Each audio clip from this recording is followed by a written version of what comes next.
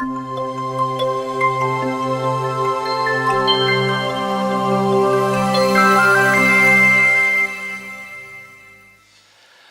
해가 가고 새해가 오는 이 특별한 시간에 오늘 주님 앞에 나와 예배하며 새해를 맞는 여러분 모두에게 하나님의 특별하신 축복이 함께 하시기를 주의 이름으로 축원합니다.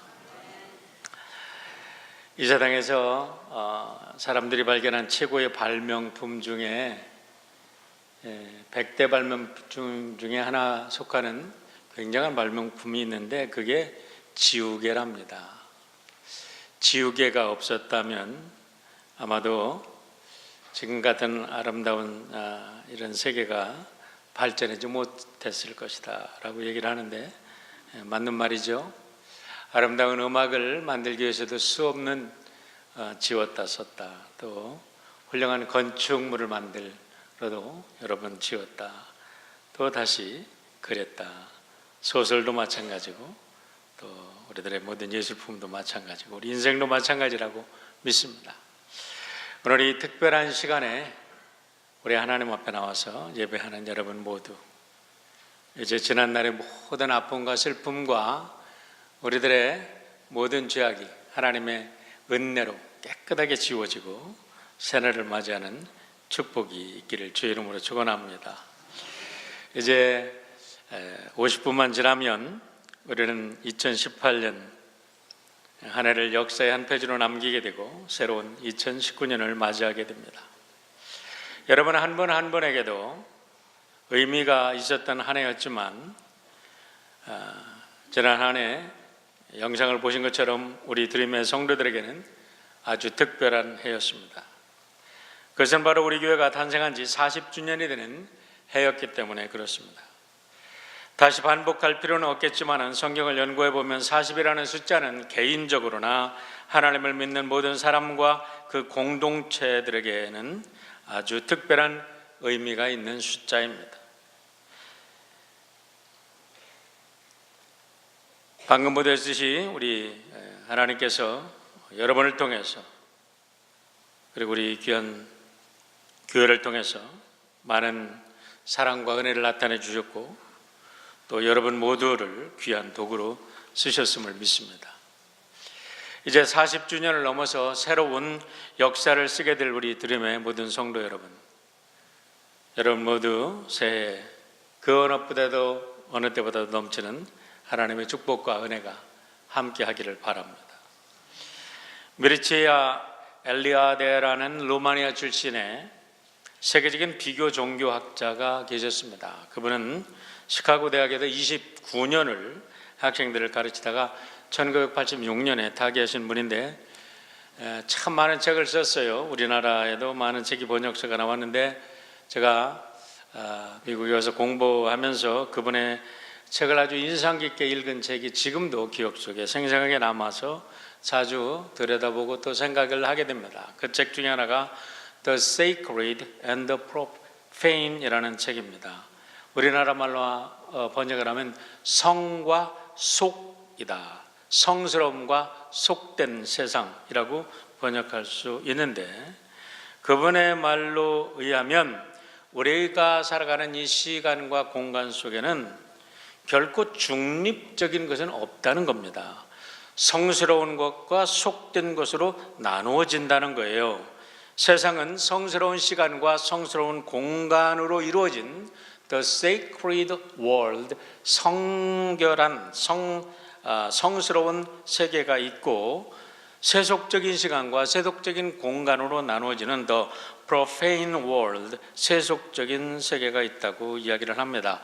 이것을 우리가 깊이 인식하고 세상을 해석하는 것은 굉장히 중요한 가치관을 우리들에게 줍니다. 우리가 창세기에서 보듯이 이 미르체 박사의 의견에 의하면 하나님 이 우주의 탄생은 혼돈과 공허가 분리되는 속에서 우주의 질서, 코스모스라는 것은 질서를 말하는 거니까 우주 질서가 탄생되었다고 이야기를 합니다. 혼돈과 공허 속에서 질서와 조화 있는 세계가 separate 셋업되어서 sacred time and sacred space가 탄생함으로 우주가 탄생했다고 얘기하는 거예요. 그는 성경을 말하지 않지만 성경의 진리를 그대로 얘기하고 있습니다. 성과 속의 분리로부터 우주가 탄생되었다는 주장과 함께 그가 주장하는 것이 있는데요.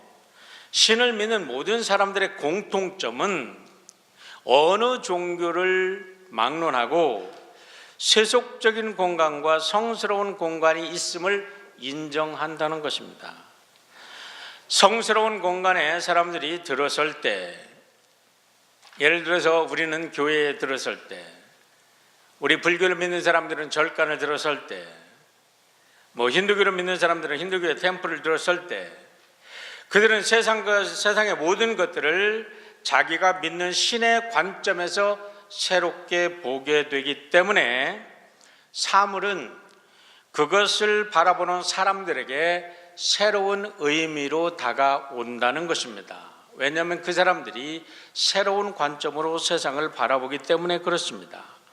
사람들이 그 성스러운 공간에 들어가는 시간, 바로 그 시간은 세속의 시간으로부터 분리되어 성스러운 시간으로 들어가는데 동시에 그 시간과 함께 그 공간은 성스러운 공간으로 바뀌어 가는 것입니다. 그래서 그 성스러운 시간과 공간 안에서 사람들은 신의 사람들로 자기들의 정체성을 새롭게 정립하고 새로운 가치관을 정립하게 된다는 거예요. 여러분, 제가 다른 종교 얘기하는 것 같아서 기분이 나쁜 생각을 가지는 분은 없겠죠. 이거는 굉장히 중요한 인간의 본질을 얘기하고 있기 때문에 이것을 이해하는 건 굉장히 중요합니다. 다시 말하면 여러분들이 오늘 이 시간에 이 성전에 들어오는 순간부터 여러분들은 성스러운 시간, the sacred 시간 속으로 들어왔고, 이 sacred 시간 속에 들어오는 동시에 여러분들은 sacred 공간 속에 지금 함께 호흡하며 함께 우리는 하나님의 생각에, 하나님의 마음에, 하나님의 가슴 속으로 들어와 하나님의 생각에 우리가 튜닝이 되고 있는 거란 말입니다. 그래서 하나님의 생각으로 생각하고 하나님의 눈으로 세상을 바라보고 하나님의 숨결을 느끼고 우리는 호흡함으로 해서 우리의 존재가 이 sacred place, sacred 공간 속에서, 스페이스 속에서, 그리고 sacred time 속에서 우리는 새로워지는 겁니다. 이에 비해서 신을 인정하지 않는 사람들은 모든 공간과 시간이 뉴트럴하다라고 믿는다는 것입니다. 다 똑같다는 것입니다. 이처럼 성스러운 공간과 시간을 인정하지 않는 사람들의 삶은 모든 것이 플랫하다라고 믿는다는 거예요. 플랫하다. 이것이 아까 엘리아드 교수의 표현입니다. 직설적으로 표현하면 그런 사람들에게는 어제와 오늘의 차이가 없습니다. 어제는 단순한 시간의 연속일 뿐입니다. 오늘이 어제의 연속이고 오늘은 내일의 연장선, 내일은 오늘의 연장선일 뿐이라는 것입니다. 술집이나 성전이나 아무런 차이를 느끼지 못합니다. 때문에 한 해가 가고 새로운 해가 오는 이 거룩한 이 카이로스의 시간도 그들은 느끼지 못합니다. 하지만 분명한 것은 이 시간은 하나님께서 우리를 초청한 거룩한 시간임을 믿으시기를 주의 이름으로 축원합니다. 이 시간은 거룩한 시간입니다. 거룩한 시간을 믿고 거룩한 공간 안에 있음을 받아들이는 사람들에게 오늘 우리는 모두가 새로워지는, 하나님의 사람들로 새로워지는 역사가 있게 될 줄을 믿습니다. 시간과 공간의 성스러움을 느끼지 못하는 사람들에게는 사실 집에 있으나 교회 와서 예배를 드리나 다 똑같은 거지 뭐가 다를 게 있어라고 생각합니다. 하지만 거룩한 시간과 공간을 인정하는 사람들은 동일한 장소, 동일한 시간, 동일한 상황 속에서도 이것을 느끼지 못하는 사람들과는 전혀 다른 반응을 하게 된다는 겁니다. 어제 우리 교회에 배용환 집사님께서 송년 예배 오셔서 예배에 참석하시는 모습을 보면서 제가 너무나 감격했습니다. 파리하셔서 정말 백지장 같은 얼굴을 가지고 예배를 참석하시는데 제가 너무나 감격스러웠어요. 사랑하는 성도들과 함께 예배하는 그 시간과 공간은 집사님에게는 이 세상 그 어느 것과도 바꿀 수 없는 거룩한 공간과 시간이 된 줄 믿습니다. 여러분, 이 세상에서 우리가 함께 할 수 있는, 성도들과 함께 할 수 있는 가장 아름다운 시간, 가장 아름다운 공간이 된 겁니다. 이런 관점에서 오늘 성부 영신 예배는 이 예배에 참석한 여러분 모두에게 sacred time and sacred space가 되는 줄 믿습니다. 교회 공동체적 관점에서 이 시간이야말로 광야 40년을 넘어서 이제 새로운 약속의 땅으로 발을 내딛는 거룩한 시간이자 거룩한 새 출발점의 공간이 되는 것입니다. 오늘 이 시간 우리가 읽은 본문의 말씀을 가지고 다가오는 새해 어떻게 맞이할 것인가 함께 은혜를 나누고자 합니다. 우리가 읽은 시편의 말씀은 우리의 인생은 항해와 같다고 말씀을 하고 있는 것입니다. 시편의 말씀처럼 우리의 인생을 항해에 비유한다면 이제 우리는 지난 40년의 항해를 마치고 항구에 정박하는 순간이며 동시에 새로운 항해를 위해서, 새로운 세계를 위해서 출발하는 출항의 시점도 되는 줄 믿으시길 바랍니다. 이 시간 오늘 우리는 본문 말씀을 근거로 해서 인생을 항해하는 세 가지 승리의 비결을 찾아보고자 합니다. 첫 번째 우리가 알아야 될 것은 풍랑이 없는 인생의 항해는 없다는 것입니다. 23절로 24절의 말씀을 보시길 바랍니다. 배들을 바다에 띄우며 큰 물에서 일하는 자는 여호와께서 행하신 일들과 그의 기이한 일들을 깊은 바다에서 보나니라고 말합니다. 여러분, 우리가 이 시를 읽을 때 분명히 알아야 될 것이 있습니다. 이거는 사공의 뱃노래가 아니라 모든 사람들의 인생에 대한 은유를 말하는 것입니다. 다시 말하면 배들을 바다에 띄운다는 것은 모든 인생 여정은 항해하는 것과 같다는 것입니다. 인생을 바다를 항해하는 것에 비유하는 것은 산다는 자체가 늘 매일매일 위험에 노출되어 있다는 것을 염두에 두고 하는 말임을 알아야 합니다. 요즘은 그래도 기상학이 발달해서 항법 기술 장치들이 컴퓨터화 되었기 때문에 어떤 항해도 과거보다 훨씬 위험을 우리가 느끼지 아니하고 항해할 수 있습니다. 하지만 오늘의 시편은 지금부터 3000년 전에 나침반이 발견되지 않았을 때, 망원경이 없었을 때, 아무런 인간이 만든 기구가 없었을 때 쓰였던 시임을 우리가 기억해야 됩니다. 여러분, 나침반은 1000년경에 만들어졌어요. 850년에서 1000년 사이에 만들어졌다고 합니다. 망원경은 1608년에 만들어졌다고 그래요. 그러니까 3000년 전에 쓰인 이 시에 항해를, 인생을 항해에 배우한다고 할 때 아무것도 없지요. 그때는 그저 유일한 망망대, 그 깜깜한 망망대에서 방향을 찾는 유일한 수단이 있다면 북극성을 의존하는 것 뿐이었을 겁니다. 그렇기 때문에 바다를 항해한다는 것은 정말 목숨을 내건 모험과 도전이 아닐 수 없었을 것입니다. 전에도 말씀드린 바와 같이 스페인 바르셀로나에 저는 가보지는 않았지만 거기에 가면 마리타임 뮤지엄이라는 국립해양박물관이 있다고 합니다. 기록에 보면 거기에 스페인에서 제작된 수많은 배들의 모형이 전시되어 있는데 그 중에 스페인의 공주라는 이름의 모형 선박에 이러한 글귀가 쓰여 있다고 합니다. 이 배는 50년 동안 바다를 항해하면서 11번 빙하를 만났으며 6번 해적에게 도둑질을 당했고 9번 다른 배와 부딪혔으며 21번 고장이 나서 좌초되었다라고 말합니다. 여러분, 그 배가 겪었던 풍파와 역사를 고스란히 전해주고 있는데 전시관 안쪽으로 가면 벽면에 1000년 동안 이 조선소에서 만들어진 배들에 대한 간략한 역사를 다음과 같이 기록하고 있답니다. 우리 조선소에서 출고된 10만 척 중 6천 척은 침몰했고 9천 척은 심하게 망가져 다시 항해할 수 없으며 6만 척은 20번 이상 큰 재난을 겪었다. 다음 규절이 중요합니다. 바다에 나가 상처를 입지 않은 배는 단 한 척도 없었다라는 겁니다. 여러분, 바다에 나가 상처를 입지 않은 배는 한 척도 없었다는 것이 무엇을 말하나요?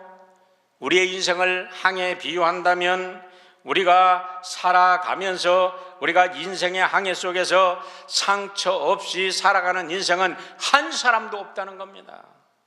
여러분, 태어나서 인생이라는 바다를 항해하는 사람, 상처 입지 않은 사람이 어디 있어요? 여러분 주위에 상처 입지 않은 사람이 있습니까? 상처 입지 않은 사람이 여러분 있다면 여러분 자신은 어떻습니까? 운명적으로 어떤 사람은 왕으로 태어나고 어떤 사람은 장군으로 태어나고 어떤 사람은 위대한 학자로 평범한 범인으로 태어난다 해도 어떤 상황에서든지 모든 사람은 상처를 받게 되어 있습니다.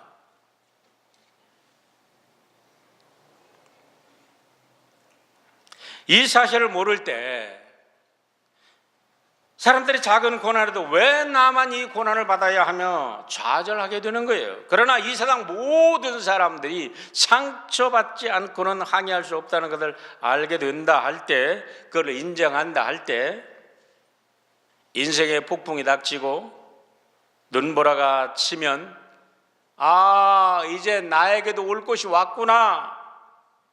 그래, 한번 덤벼봐라, 한번 해보자 라는 자신감이 생기는 거예요. 나만 왜 이 고생이냐, 나만 왜 이런 고난이 오냐라가 아니라 나에게도 올 것이 왔구나, 한번 해보자, 이런 자신감이 생긴다는 것입니다. 여러분, 건조한 배가 항구에 마냥 정박해 있다면 안전할 수는 있습니다. 그러나 그것은 배라고 말할 수 없는 거지요.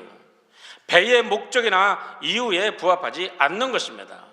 배가 배로서의 역할을 하려고 한다면 어렵든지 고난을 당하든지 좌초가 되는 위험이 풍랑이 온다 할지라도 바다를 향해서 출항하는 것이 배의 존재의 이유입니다. 다시 말하면 우리들의 삶 속에 우리가 이 세상에 어려움이 오고 무험이 온다 하고 해서 언제나 컴포팅 존, 안전지대에만 머물려고 하는 인생이 있다면 그 사람은 인생을 포기한 인생임을 알아야 합니다. 여러분, 자이든 타이든 우리는 태어난 이상 각자에게 맡겨진 항해를 하여야 합니다. 그런데 한 번 항해를 시작한 인생은 잠시 정박해서 쉬는 시간이 주어지지만 그 쉼은 내일을 항해하기 위한 잠깐의 숨고름이지 넋을 놓고 쉴 수 있는 쉼이 아니라는 겁니다. 경우에 따라서 여러분, 오늘날까지 참 평탄하게 오신 분도 계실 것이고 어떤 분은 숨 쉴 틈도 없이 달려오신 분도 계실 것입니다. 그런데요, 2019년인 새해가 왔다고 해서 누구도 열심히 달려왔으니 이제는 푹 쉬어라 하는 사람은 없습니다. 푹 쉬어라 하려고 그러면 한 가지 방법밖에 없습니다. 하늘나라 가는 것밖에는 없습니다. 어린아이든 어른이든 우리가 하나님의 부르심을 받고 하늘나라 갈 때까지 우리의 항해는 멈출 수 없이 계속되는 항해임을 아시기를 바랍니다. 이제 한 해를 보내며 새해를 맞이하는 감격이 채 사라지기 전에 우리는 새로운 항해를 위한 인생의 배를 띄워야 하는데 그 항해 속에서 어떤 풍랑을 만날지 아무도 모른다는 것입니다. 지난 2018년 항해까지 계속해서 순풍을 만난 분들도 있을 것입니다. 정말 세상에서 몇 안 되는 축복을 받은 분들이십니다. 그런데 문제는 누구도 그 다음의 항해 속에서도 순풍을 만나리라고 보장받은 사람은 아무도 없다는 겁니다. 세계 각곳에도 새로운 파도가 일어나고 있다는 소식들이 들립니다. 5G 제너레이션이 눈앞에 도래했다고 이야기를 합니다. 가상현실이 우리들의 현실로 다가왔다고 합니다. 저 같은 사람은 말을 듣지만 감이 잡히질 않습니다. 준비된 사람들에게는 5G 시대라는 것은 새로운 꿈을 펼치는 놀라운 환상의 바다가 될 수 있겠지만, 저와 같이 IT에 무의지한 사람들에게는, 올드 제너레이션들에게는 이전에 경험하지 못했던 완전한 퍼펙트 스톰이 될 수도 있는 시대가 우리들에 다가옵니다. 세계 각국이 네오 내셔널리즘, 새로운 국가주의로 인해서 국경의 문을 닫고 무역의 장벽을 쌓아갑니다. 세계 열강들이 치열한 신무기 개발 경쟁에 나서고 있습니다. 언제 어느 때 세계전쟁이 터질지 모릅니다. 가난한 나라는 가난을 벗어날 수 없는 더 깊은 가난과 자연재해 속에서 속수무책 노출되어 있습니다. 선진국은 선진국대로 AI 시대가 도래하면서 가진 자와 못 가진 자의 골이 깊어갑니다. 사회가 양분되어 갑니다. 자연의 피해는 천문학적 숫자로 늘어갑니다. 이 모든 것들이 새로운 파도로 우리에게 밀려오는 소식들입니다. 이런 속에서 사람들은 불안해서 이제 떠오르는 태양, 어제도 오늘도 내일도 영원히 동일하게 떠오르는데 그저 새가 들어왔다고 그 태양을 보면서 혹시나 불안을 떨쳐버리라고 안간힘을 쓰고 있습니다. 하지만 여러분, 태양을 바라본다고 이 풍랑은 잔잔해지지 않습니다. 이 풍랑을 잔잔할 수 있는 한 가지 방법은, 여러분, 그 최고의 방법 중에 지혜로운 방법은 우리들의 인생에 풍랑이 존재한다는 것을 인정하는 것입니다. 그리고 그 속에서 우리의 삶 속에 sacred place와 sacred time, 성스러운 시간과 성스러운 공간이 있음을 믿으셔야 한다는 것입니다. 그런데 중요한 게 있습니다. 여러분, 성스러운 시간은 어떤 시간일까요? 성스러운 공간은 어떻게 존재할까요? 오늘 말씀의 두 번째 주제가 여기에서 나옵니다. 자, 두 번째 보시길 바랍니다. 23절로 25절 우리 함께 읽어볼까요? 같이 읽습니다. 시작.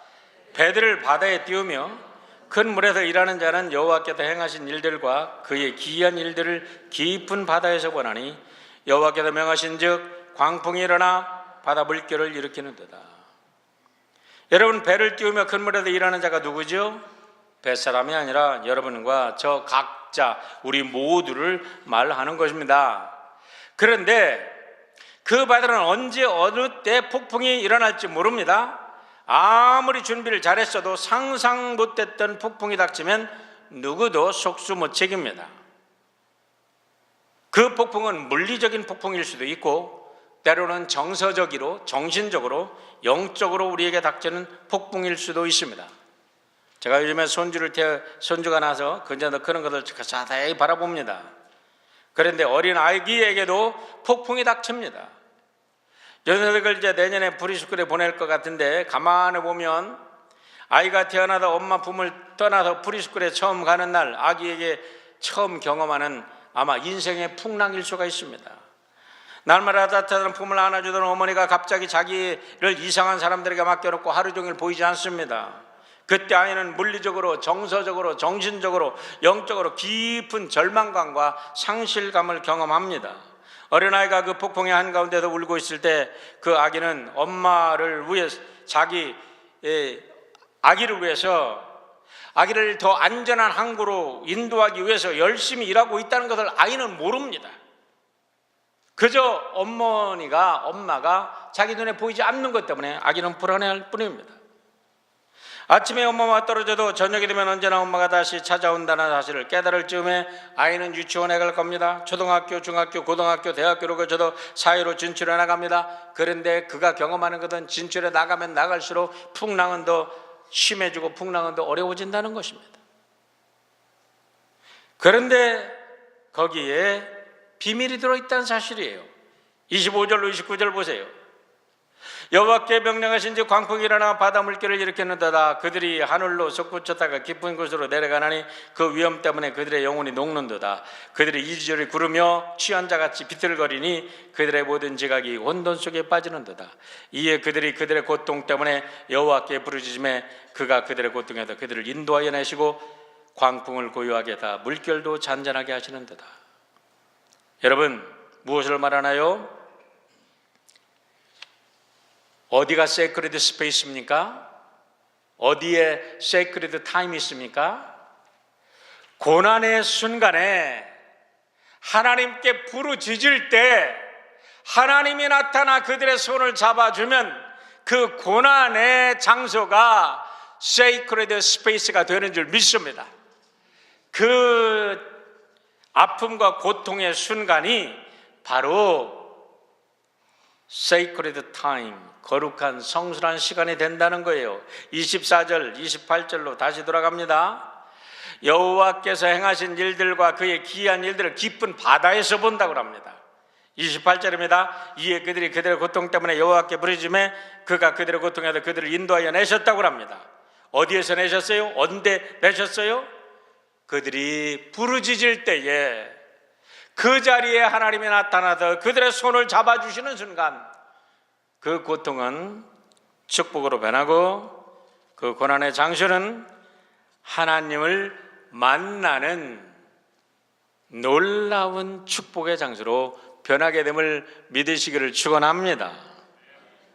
다시 말하면 하나님의 역사를 진실로 경험하는 곳은 저 멀리 어느 곳이 아니라는 거예요. 우리가 우리의 손에 잡았던 길을 내려놓는 순간, 우리가 오늘까지 의지하고 달려갔던 우리의 도시 산산조각나고 찢어지는 그 순간, 우리가 의지해서 내렸던 닻을 포기하는 그 순간 하나님께서 우리의 고통과 신음을 들으시고 우리의 손을 잡아주신다고 이야기를 하고 계십니다.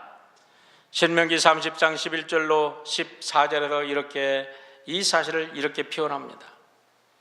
내가 오늘날 내게 명한 이 명령은 내게 어려운 것도 아니요 먼 것도 아니라 하늘에 있는 것이 아니니 내가 이르기를 누가 우리를 위하여 하늘에 올라가서 그 명령을 우리에게로 가지고 와서 우리에게 들려 행하게 할고 할 것이요 이것이 바다 밖에 있는 것이 아니니 내가 이르기를 누가 우리를 위하여 바다를 건너가서 그 명령을 우리에게로 가지고 와서 우리에게 둘러 행하게 할고 할 것이니라. 오직 그 말씀이 내게 심히 가까워서 내 입에 있으며 내 마음에 있은즉 내가 이를 행할 수 있느니라. 할렐루야.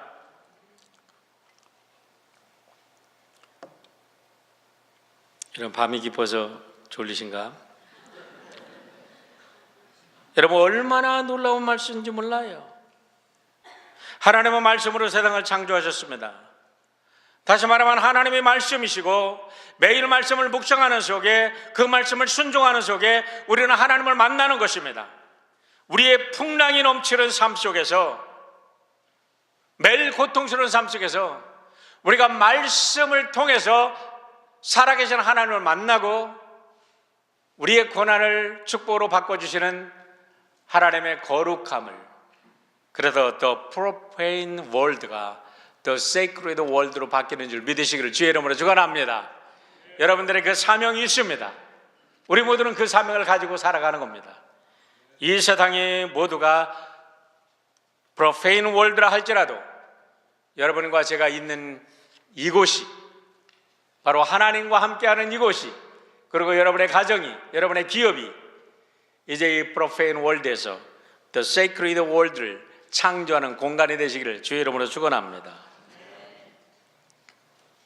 마지막으로 풍랑은 하나님께 인생의 길을 맡기는 축복의 도구가 된다는 겁니다. 사랑하는 성도 여러분, 이제 우리는 2018년의 항해를 마치고 2019년이라는 새로운 항해를 하게 될 것입니다. 우리 앞에 놓여진 항해는 우리 각자 독특한 항구를 향하여 출발하는 항해입니다. 방향이 비슷한 것 같아도 우리 한 사람 한 사람 각자가 우리 배의 선장이 되어야 합니다. 엄마 품에 안긴 아기일지라도 자기가 노를 저 가야 될 항해가 있다는 것을 저는 깨닫습니다. 절대로 엄마가 걸음마를 대신해 줄 수 없더라고요. 절대로 엄마가 음식을 씹어서 그의 입에 넣어준다 할지라도 삼키고 소화시키는 것은 자기가 해야 될 자기의 항해인 것을 깨닫습니다. 여러분, 다시 말하면 우리들의 항해는 그 누구도 다 나를 대신하다 해줄 수 있는 사람이 없다는 거예요. 내가 노를 져야 합니다. 내가 닷을 올려야 될 때 닷을 올리고, 내가 덫을 올릴 때 덫을 내리고, 닷을 내릴 때 닷을 내려야 합니다. 계속 강조한 것처럼 풍랑을 피해갈 방법은 없습니다. 그러나 이제 한 가지 우리가 확실한 항해의 비법을 배웠습니다. 무엇입니까? 풍랑이 일 때 하나님께 부르짖으라는 것입니다. 풍랑이 일 때 우리의 전지전능하신 하나님이 나의 하나님인 것을 경험하는 가장 복된 순간임을 믿으시기를 축원합니다.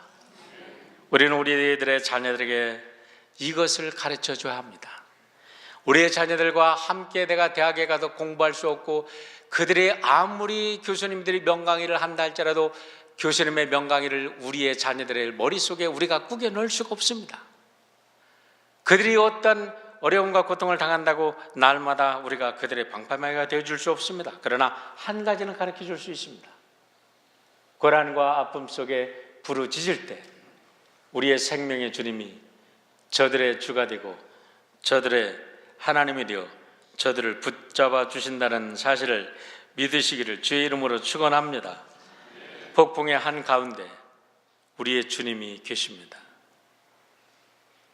C.S. 루이스 교수에게 학생들이 물었답니다. 왜 세상에 고난이 이렇게 많습니까?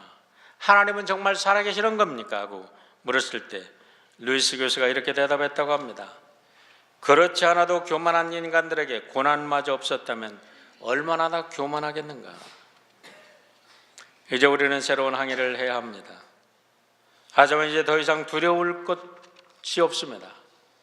풍랑을 만나도 주님이 함께 하심을 믿기 때문입니다. 이제 새로운 항해를 해야 할 때입니다. 여러분들의 새로운 항해에 하나님이 늘 함께 하셔서 여러분이 소망하는 항구에 우리 하나님께서 모두 다 안전하게 도착하는 축복을 주시기를 주의 이름으로 축원합니다. 그래서 내년 이맘때 우리 모두 다시 이 자리에서 예배드릴 때 이렇게 큰 소리로 외쳐보기를 바랍니다. 우리 말씀 좀 띄워주실 수 있나요? 우리 시편 107편 21절로 22절의 말씀입니다. 우리 한번 큰 소리를 한번 읽어볼까요? 같이 읽습니다. 시작. 여호와의 인자하심과 인생에게 행하신 기적으로 말미암아 그를 찬송할지로다. 감사제를 드리며 노래하며 그가 행하신 일을 선포할지로다. 할렐루야. 아멘. 사랑의 아버지 하나님 감사합니다.